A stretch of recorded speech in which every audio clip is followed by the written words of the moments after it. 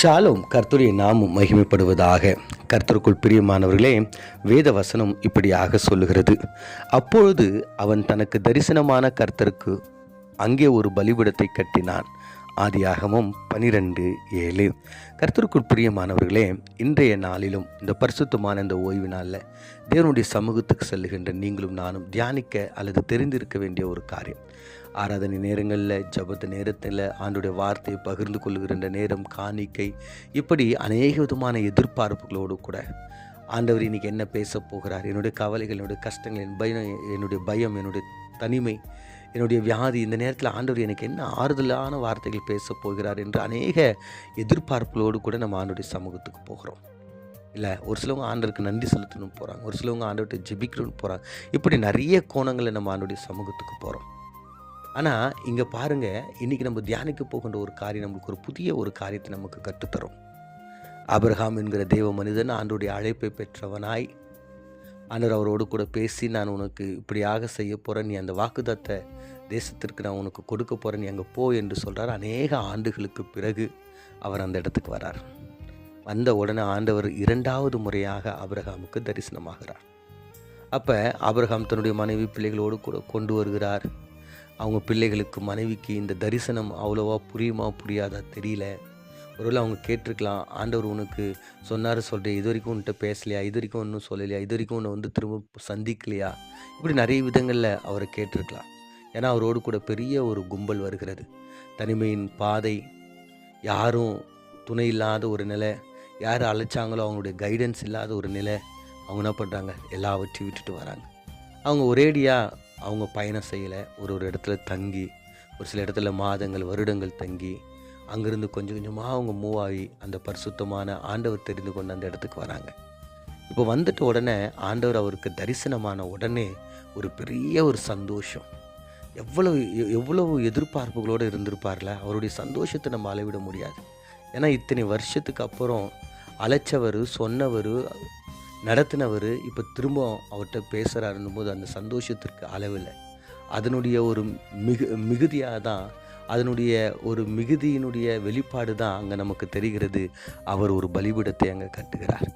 அப்போ இந்த பலிபீடத்தை கட்டி ஆண்டவர் அங்கே அவர் தொழுது கொள்ளுகிறார். 13வது வசனத்தில் சொல்லுகிறது, ஆபிரகாம் மிருக ஜீவன்களும் வெள்ளியும் பொன்னுமாய் அதிக சொத்துக்களை உடைய ஒரு பெரிய ஒரு சீமானாய் அவர் மாறினார்னு சொல்லிட்டு.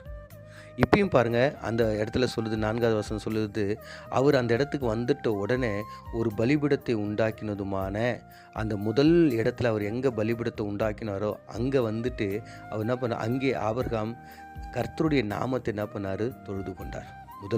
முதலில் அவர் உண்டாக்கின அந்த பலிபீடத்துக்கிட்ட வந்து கர்த்தரை தொழுது. அப்போ அந்த பலிபீடத்துக்கிட்ட நிற்கும் போது தனிமையில் நிற்கிறாரு, ஏழையாக நிற்கிறாரு, ஒன்றும் இல்லாதவராக நிற்கிறாரு, எதிர்பார்ப்புகளோட நிறைய காரியங்களோடு நிற்கிறாரு.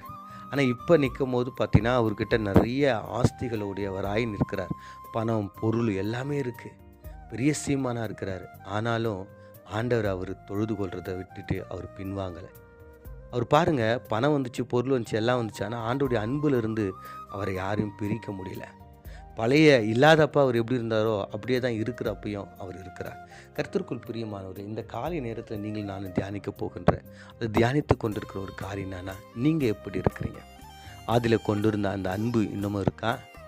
ஆதியில் நீங்கள் ஒன்றுமே இல்லாதப்ப, உங்களுடைய வாழ்க்கையில் எதுவுமே ஆசீர்வாதம் இல்லாதப்ப, நீங்கள் ஒருவேளை சாபத்தில், வியாதியில், கஷ்டத்தில் இருக்கும்போது ஆண்டவர் உங்களுக்கு உதவி செஞ்ச அந்த ஆண்டவர்கிட்ட இன்றைக்கி நீங்கள் எப்படி இருக்கிறீங்க? இன்றைக்கி வீடு இருக்குது, பங்களா இருக்குது, ஆஸ்தி இருக்குது, வசதிகள் இருக்குது, நல்லா சம்பாதிக்கிறோம், குடும்பம் ஆயிடுச்சு, பிள்ளைகள் ஆயிடுச்சு, எல்லாம் ஆயிடுச்சு.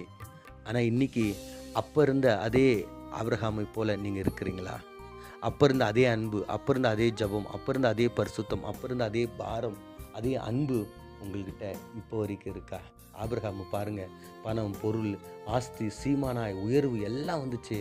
ஆனால் ஆண்டோடைய அன்பு அவனை விட்டு பிரியலை. இங்கே வந்த உடனே அந்த இடத்துல அவர் நிற்கிறாரு. நின்று முதலில் கட்டின அந்த பலிபீடத்தை திரும்பவும் சுத்தம் பண்ணி அந்த இடத்துல ஆண்டவரை தொழுது கொள்கிறார். கர்த்தருக்குள் பிரியமானவர்களே, நீங்களும் நானும் நம்முடைய வாழ்க்கையில் எந்த உயர்வானாலும், எந்த நிலையானாலும் அவருடைய அன்பிலிருந்து நம்ம எதுவும் பிரிக்காதபடிக்கு நம்மை நாம் காத்துக்கொள்வோம்.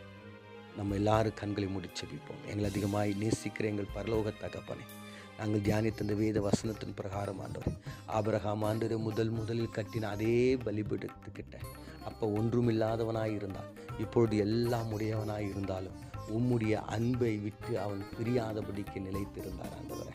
அப்படியாக எங்களுடைய வாழ்க்கையில் உயர்வு வரட்டும், தாழ்வு வரட்டும், மேன்மை வரட்டும் ஆண்டவரே, கனம் வரட்டும், கனவீனம் வரட்டும், எந்த நிலையில் நாங்கள் இருந்தாலும் ஆண்டவரே, நாங்கள் உண்மையே சேவிக்கிறவர்களா, உண்மையே நேசிக்கிறவர்களா, உண்மையே கனம் பண்ணுகிறவர்களா எங்களை மாற்றும்படியாய் இயேசுவின் மூலம் ஜெபிக்கிறோம் நல்ல பிதாவே, ஆமென்.